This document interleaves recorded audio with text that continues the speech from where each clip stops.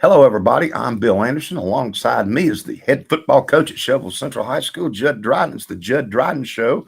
And the show, as always, is brought to you by SLC Firearms, 917 North Main Street, 931-684-5731. It's the premier gun store in the area. They carry handguns, shotguns, rifles, optics, accessories, gun cleaning, gunsmithing, and they accept transfers. Stop in and see Mike Matusi, Chris Cartwright. And if you get lucky, you'll see my guy Rick Epperson in there. I know Rick likes the shout out. Wouldn't you agree, Coach? He must, because you say it all the time. I so do. he must I like would it. say Rick Epperson. All right, Coach. It is another good day for a coaching show. Wonderful victory on the road at Franklin County, 55-14. The Golden Eagles beat the Rebels. It was a very good night, Bill. We came out and we allowed them on a couple of our mistakes to score first series down the field, and one play later on offense, we're tied. It's a tie ball game, and then we're never really looked back from there. So it was one of those games where after the first half of the first quarter, we were able to get in control, stay in control, and it showed. We were able to get some young guys. Had you ever been involved in a game on that first drive where you get called for roughing the punter and then get a roughing the kicker on the same drive? I have never heard of that in the same drive. What's crazy is we practice that, like I've said multiple times, Coach AJ Nunez does a great job with those guys, and we work on the spot points, or I say spot points, the spot that we aim at, the focus points on where those guys coming off the edges are supposed to be, and where those guys coming through the middle are supposed to pull up, hands up. And it just, Tarvis got kind of lost in space on that punt. And I don't know, there's only one level to the penalty in high school. So running into and roughing are the exact same thing. And I mean, he just barely touched him, but barely touching him is enough. It looked like a little bit of a flop. It was, but he did make contact. He did. And I mean, credit to that kid for being. He sold it well. I mean, he sold a LeBron James flop just as well as anybody. He sold it well. I mean, it was good. And hey, I mean, hats off to him. It's gamesmanship. And so we they get the ball back, and we hold them again, and they go for that field goal, and we just missed the spot one more time. But I'd rather be aggressive there. Oh, absolutely. It's not. And if it happens, it happens. And I had somebody kind of call me out again. Hey, don't be onside kicking all the time like you did last year. I mean, it is what it is, right? But if we err, we want to err on the side of aggression, because that's what's fun for those kids. They want to come out and they want to play hard, intense football, and that's why not. And so then we, after those two, we kind of pulled back from it a little bit and did a few other things and worked on another part of the return game. But overall, it was a great night for us. I can't remember the stat, if it was 3 or 5 or 6 plays and you had 2 or 3 touchdowns on like 5 snaps of the football or something. Yeah, I don't remember exactly what it was. Coach Hunsaker would know that. He stays up. But it was just like boom, boom, boom. It was. We scored 2 on 3. We scored 2 touchdowns in 3 plays. 3 plays. And for sure. And then after that, I don't remember. We could have scored every single possession that we had the football if we'd have went ahead and kicked the field goal at the end of the game. But 2 things there. Why push that button? Right. And second is Mason Shavers and that JV team had a chance to score on their own as a JV squad, and that 1 rep in the future might come out to be a big one for us later down the road with those guys. So letting them play was a big deal for us. So it's all good. I mean, it's Rocky Chandler and Bailey just put up ridiculous numbers. They did. It was, if I remember right, 6 and 7 carries each and almost 160 yards both. I was talking to Coach Jonathan Canada, who's the head coach at Lake County, was with us here for a couple of years. We were laughing about it. He's got a young man out there that has, I'm trying to remember the stat he gave me, but something in the neighborhood of 600 yards rushing in 2 games. And I went, well, as I think about it, if we had 1 feature back, it'd be that way for them after, the week before at Wilson Central and this past week. So, I mean, our running game is as good as anybody in the state right now, and continues to get a little bit better each and every week. And the passing game is there as well as a complementary piece to it whenever it has to be. So I think we're on the right track. Again, I thought DeLauder again plays an efficient, good game. He does. He gets you in plays and makes moves when he's got to make them. Right. And when you have to, if people want to commit 8, 9 in the box, you're going to throw it over the top. Right. And we hit a couple. We had one for, I'm trying to remember now, one to Micah 3 that was deep. They had everybody up. They were in cover 0, had man across the board, nobody deep, and we got behind them and great pass protection. I mean, it was a good game for us offensively. And after the midway point of that first quarter, it was a really good game for us defensively as well. So, and then special teams was on point. We did some great things, and so it was just a good game overall. Again, your pass rush again. It really affected them. It did, and we've got more guys rotating in there now. Right. We're able to move Radon and Tarvis both around where we need them to, and to get matchups that we like, because we've got a couple other guys that can come in. Colton Clardy and Chandler Cates both were coming in. We get Elijah Marsh coming back to us. He just got cleared today. So we'll have him moving forward for the rest of the and the secondary to me is getting better too. I mean, Ransom had a nice game. Threed has a good game. William Bobo has a good game. You're getting better on that back end as well. Oh yeah, LeBron Ransom is coming into his own at corner. He really is. Especially in run support. He does a great job of positioning himself on the field and in space, and he's fun to watch out there. And he doesn't have all the size. He's right at 5'11". He's probably 155, 160 pounds, strong for that, and explosive. But he just does a great job of understanding football. He has a great football IQ, and especially in the secondary, you just can't say enough about that. Safety wise, you have William and Maddox back there, and they're becoming more and more comfortable in their roles and getting better. And then of course, Micah Threet and Garrett Doak both at corner, rotating in, and great job. I mean, Garrett will come down and lay a boom on you every chance he gets. And Micah is probably one of the best guys in pure coverage that we have. So it's getting better each and every week. Anytime you're making these big runs, you got a guy, 2 guys, 6 carries, 7 carries, 160 yards, 2-3 touchdowns apiece. Somebody's doing some blocking up front. Oh, they are. Again, I think your offensive line physically took it to them, opened up some really nice holes. They did, and they played a great game. As a matter of fact, we went into the game with the goal of having 350 rushing yards. They eclipsed that by 36. So now the next game it goes up. So I don't know. Pancakes are a heck of a motivator, right? And that's what they get for reaching that goal. And so I'm here in a couple of weeks. I'll be making pancakes. So well, right on the that's Blackstone. all right, though, so yeah, it's a heck of a shout out there to Blackstone Griddles, right? Because it's going to get used pretty well. So. But yeah, I'm proud of them. They're playing well. Coach, 5 in a row feels pretty good. It does.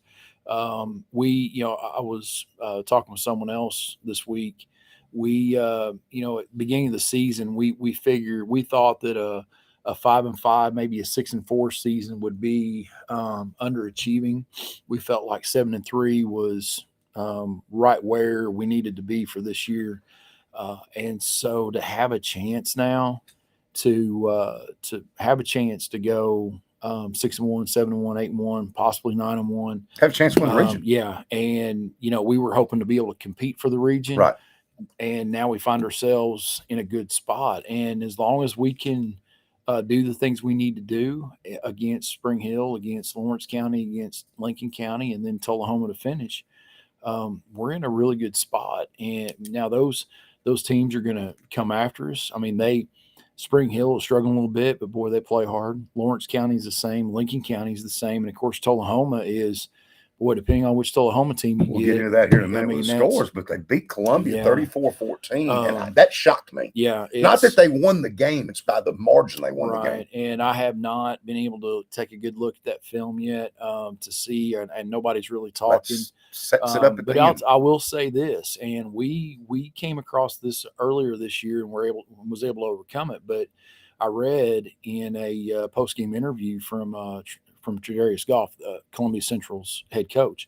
He talked about you can't have, and I'm paraphrasing, you can't have a bad Monday, a bad Tuesday, and a bad Wednesday in practice and still expect to win on Friday. So whatever it was that caused those issues in practice that week, they come out, and that's been a message to our guys. I mean, it doesn't matter what anybody's schedule is. If you don't practice well and then you don't execute well. And that's something that's a constant message that we're reinforcing in ways that our players, they don't like. So when things get reinforced. So Coach Dryden Show brought to you again by SLC Firearms, 917 North Main Street, 931-684-5731. It's the premier gun store in our area, and they have a lot more than guns. They can clean them, they can gunsmith, all sorts of stuff they can do. Stop in and see Mike Matusik. Stop in and see Chris Cartwright. They do transfers. If you need something, they don't have it, they'll get it pretty quick. But if you hadn't seen it, walk in Shovel Lumber, go right around the plumbing, keep going to the right, and it's right there. SLC Firearms inside of Shelbyville Lumber. Coach, you got a bye week this week. We do. A bye week this week, pretty nice, because now you can heal some guys up and get ready for the stretch run. Good time for a bye. And it is. And we are, we look at the bye week from three different perspectives. One, it's a chance to heal up. So physically, practice is just a hair lighter than normal. And if we were really healthy coming into it, it probably wouldn't be as physically lighter, as it is. How banged up are you? We're not terrible at all. But we've got some guys that have been dealing with some nagging injuries that this is the week to let them. So a lot of this is mental stress for the guys this week. It's fixing those things. Like we spent with the offensive line today, we had one issue that's been that we've been dealing with for a couple of weeks now on technique on one of the schemes we have. So we dedicated an entire 15 minutes to that today on fixing that. And once again, the reinforcements there, if their mindset is not correct, it gets reinforced on how it's supposed to be. So that's kind of been the mental part of the week. And then the other piece to it is cleaning up and then some mid-season install stuff. You really don't want to add a bunch of stuff week to week. You want to double down and get better at who you are and what you do. Right. We feel like we were in a good place to add a couple things for this coming into this next 4-game stretch, which will set us up, Lord willing, for adding a couple of tweaks going in the playoffs. So that's kind of what this week is for.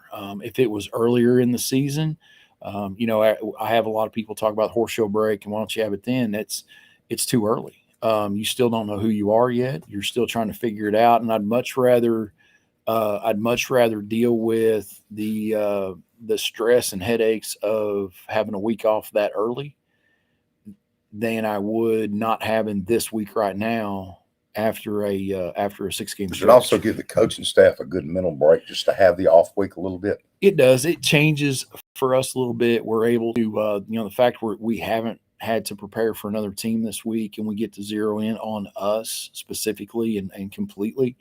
That helps. The big piece though is that we already know where we should be and what we should be doing. So laying out the remediation and the fixes for it are what the coaches have still put in the same amount of time. It's just now it's directed fully at us and not split between us and our team. Scores around there: Shell 55, Franklin County 14, Spring Hill 12, Lawrence County 35, Lincoln County 18, Giles County 45. Giles County is pretty good. Yes. And of course, Columbia 14, Tullahoma 34. Coach, let's remind everybody too about our fish fry on the 20th. Yep. We're pretty excited. The junior class, and they're apparently parents are making homemade desserts for this thing. Outstanding. I keep hearing everybody talking about you and Randy Clanton being the fish fry gurus. So I'm ready to. I've never partaken, so I'm ready. I'm ready for that. The difference will be, a lot of times Randy, I'll do something. Randy does a lot more catfish than me. There'll be walleye here, bass, rockfish, crappie. There'll be a few catfish, but it won't be many. Yeah. And it's going to be, you just normally can't go somewhere and get the type fish you're going to get here. Yeah. And there will be a few catfish, but most of it's going to be walleye, bass, rockfish, and crappie. Yeah. And that's pretty good stuff. And of course, nobody makes hush puppies like my friend, former Squire Randy Clanton. He's the guru of hush puppies and white beans as well. So it's going to be a good time for everybody. And tell everybody how to get tickets. We players will have theirs by the end of the week. Good. And some players already have them. We'll also be selling at Harris's championship game Thursday night. And we can talk about that a little bit too. we do. We need to. We need to hit on that. We'll have players out and about and a table set up for that. We'll have a table set up hopefully for homecoming and some of our younger guys that maybe not be dressing or injured, maybe walk in the crowd to sell as well. So the nice thing about it is all you're doing is paying for dinner. It's not like we're asking for donations or anything. It is where you get a great meal for a good cost and goes to a very good, what we believe is a pretty good cause. And then you can watch a great football game against Lincoln County right here at the high school. Yep. So the 20th is going to be a big night for us, Coach. Big night for us. Looking forward to it. That was another thing on our show Dr. Garrett was talking about too, was how impressed she is, and all of us are, the way your kids are getting out in the community. Mm-hmm. It's nice to see that. It is. And the great thing about it is they want to go. Right. Like we have the kids, the players that are going on Thursdays right now for the reading and outreach program that we're doing. And whether I can or not, I'm going to give Cooper Steele and Gary Cooper and those guys and Joe Cook a shout out, because they're who have made this possible for us to go do it the way we are. Our guys, absolutely, after the first time, I've had multiple players come to me, Coach, can I, even though it's not my week, my rotation, can I go? And I've got guys that are wanting to bounce around for High Five Fridays in the mornings. They want to go, even if they want to have a chance to not only go to the school they're attached to now, but the school that they went to.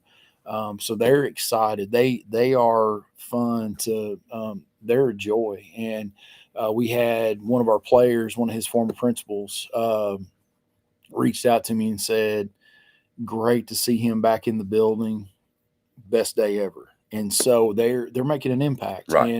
And those little kids are watching, and they want to grow up and play football. And they want to do. And our focus for this has been K through 2. Mm-hmm. And our guys go in there and they are whoever and whatever the teachers need them to be. If they need to, if they want to read in a group, if it's pull a kid to do some one-on-one work, it was nothing more than to go shoot a basketball with a guy, because whatever the situation may call for. We're there. Those boys are there to help out. And as of right now, I've not gotten anything but great feedback on what we're doing. Our teachers at the high school, almost to a single teacher, have been incredibly supportive of letting our guys a little bit early or a little bit late out of class. And that goes again to what Coach Pope and the assistant principals have done culture-wise, that they realize that there's a holistic or global perspective to this whole thing of what's going on. And, and we're not the only program out there doing it. Soccer is out, boys soccer is out there, baseball is out there. Jeremy Bryant with our Renaissance program is out there.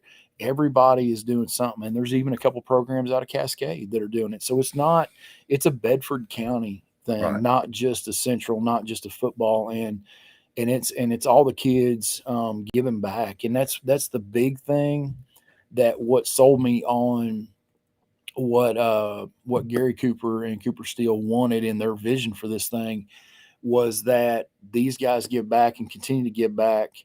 And over the course of 12 years, we'll see that first group roll through as seniors and see what happens there, because it's a ripple effect. If you can impact one guy, one kid, and then he can impact another or maybe two, and it just starts to ripple out, and it changes a community and it changes it for the better.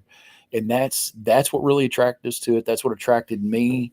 And from my background, being in situations growing up that are similar to some of these young men or boys that are in these lower grade levels and all that, I'm all in on it. And if we can make an impact and I can help facilitate that in the smallest way, we're going to do it. And like I said, it goes back to Coach Pope.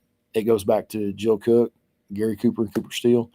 And that's point blank where it starts from. And we are blessed to be able to be a part of it. Coach, let's talk junior high football for a minute. This is going to be the third year in a row that the Harris Middle School is playing for the championship, correct? It is. And it's Thursday? It's Thursday night at 6. I want to say 6. I think it's 6. So that's what Kenny thought. 6 or 6:30. Generally, they start at 6:30. And they're playing Bridgeport, which is Giles County, correct? Yes, it is. And the last time they played them, they got them in a shootout. I want to say it was 50-something to 40-something, or maybe both teams were in the 50s scoring wise. So it's going to be a great time, and we get to play it at home this time and host. And so it's awesome. to see those young men out there wearing blue and gold and playing for champions, because Pretty good little running back down there, I hear. they do. Torion, was it Mathis? I think so. Maybe.